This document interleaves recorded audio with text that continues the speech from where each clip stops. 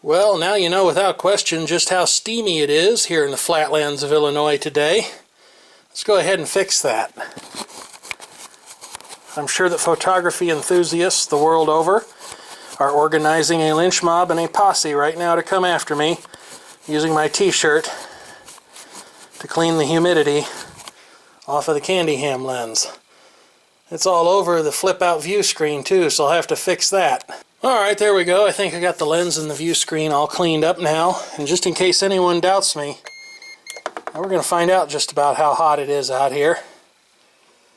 I don't think this thing's quite managed to acclimate itself yet, because it's about 94 degrees outside, and when you walk outside from having been here in the garage, it almost feels as good as air conditioning.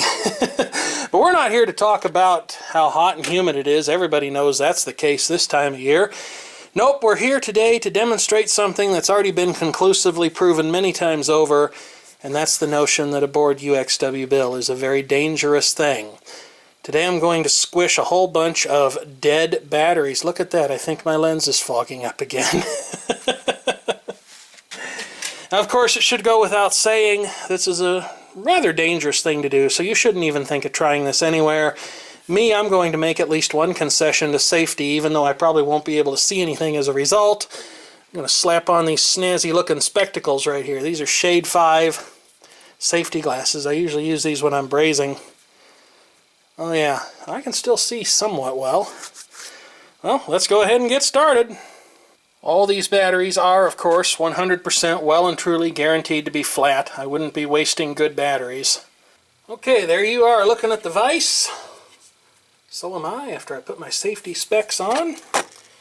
And let's get started. Who should we do first? Well, I think that these Chinese 9-volt PKCell batteries are probably as good a bet as any, given how conclusively I reviewed these about a year and a half ago. These have a plastic outer casing on them, so I suspect they're really not going to be very satisfying to destroy. Oh yes, that's making an awful noise.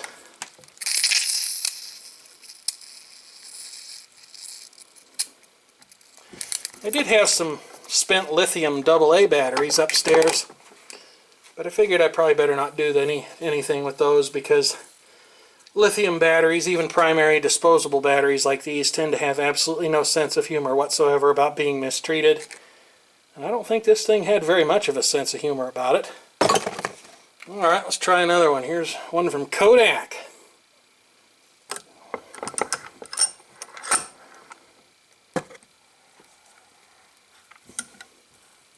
Ooh, something's squirting out the back of it.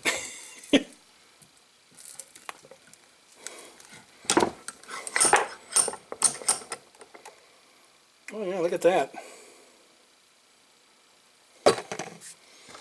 Alright, this is a Kodak 9-volt battery, a 6F22, so heavy duty, which is to say a carbon zinc or a zinc chloride type more likely.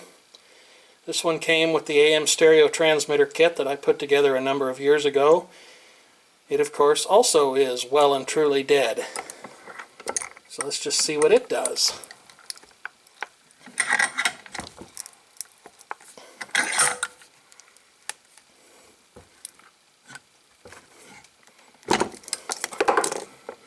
Nothing all that interesting. It just kind of quietly turned into a pancake. And now I dropped it on the ground.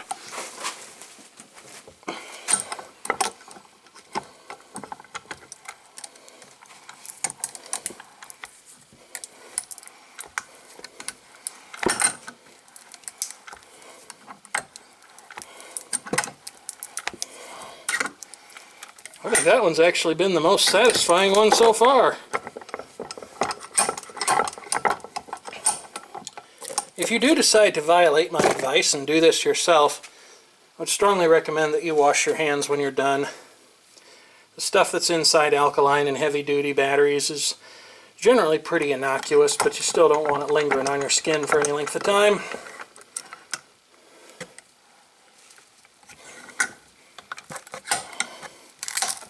Woo! That one kind of went off like a little bomb. I'm just waiting to get battery guts all over my camera. I'm sure that'll be fun. Alright, next up on the docket we have a couple of these really cheap and nasty Chinese heavy-duty batteries. Most of these came as freebies in the Harbor Freight LED switch style lights. These things are terrible for leaking once they're depleted because they actually start to use up their casings. I can take this between my thumb and forefinger in the case of this BLTZ, or maybe that's supposed to be Blitz, maybe the lightning bolt's an I. It doesn't really matter because I can take that between my thumb and forefinger and I can actually crush it. So crushing it in here really should not be a problem.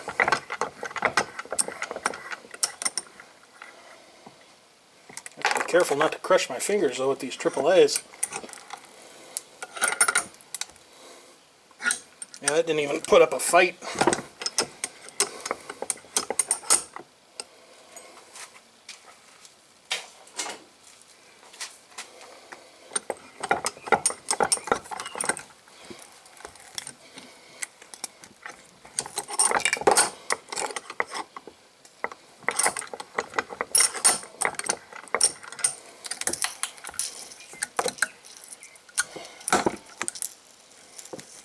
That old Duracell was pretty satisfying too.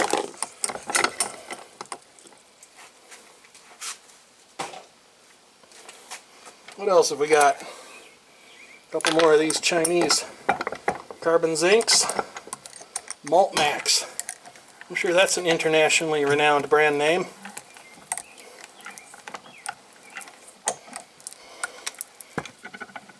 Oh yeah, nothing to that. That one didn't even put up a fight.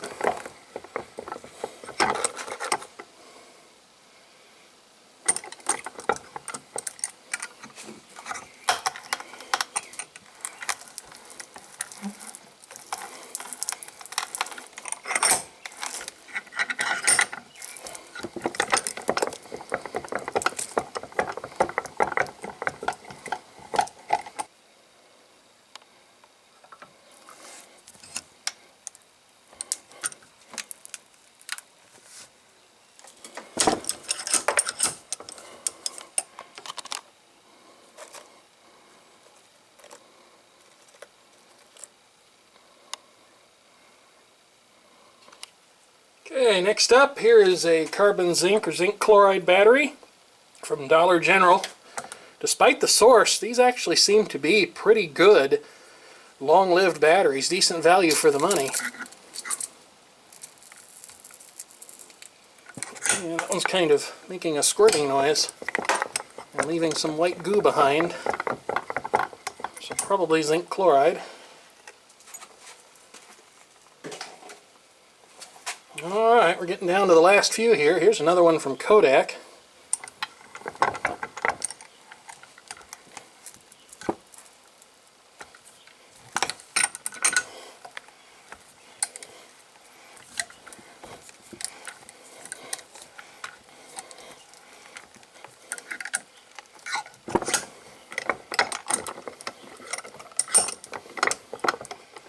Yeah, nothing left of that one. How about a Duracell Procell? A lot of people around here don't like Duracell batteries.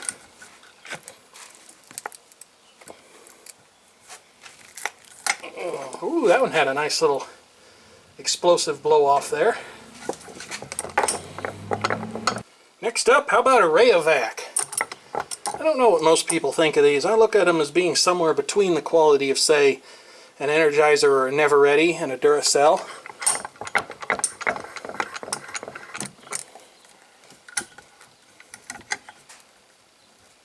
Certainly does seem to have held up well.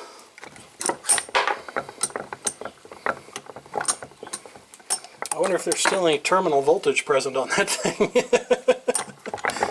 Easy enough to find out, I guess.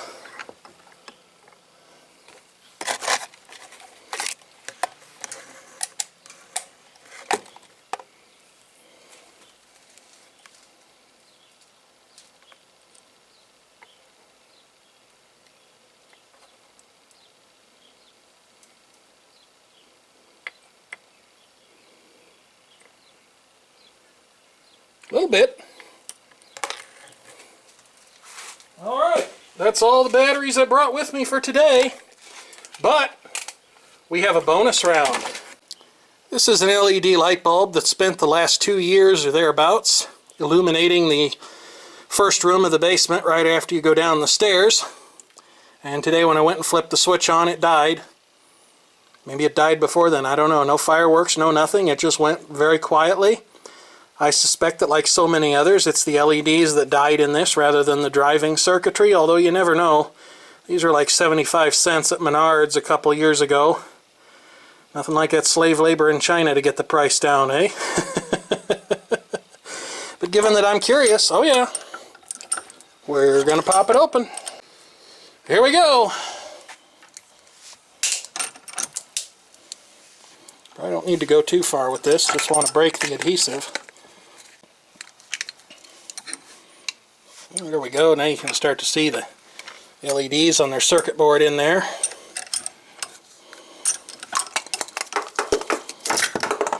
So let's take the safety specs off so I might actually see what I'm doing. And I think I'm wrong. That's not to say that these couldn't have failed without turning dark, but typically the phosphorescent material on top of the underlying LED dye, which is usually blue in color, the phosphor absorbs that energy and emits white light instead.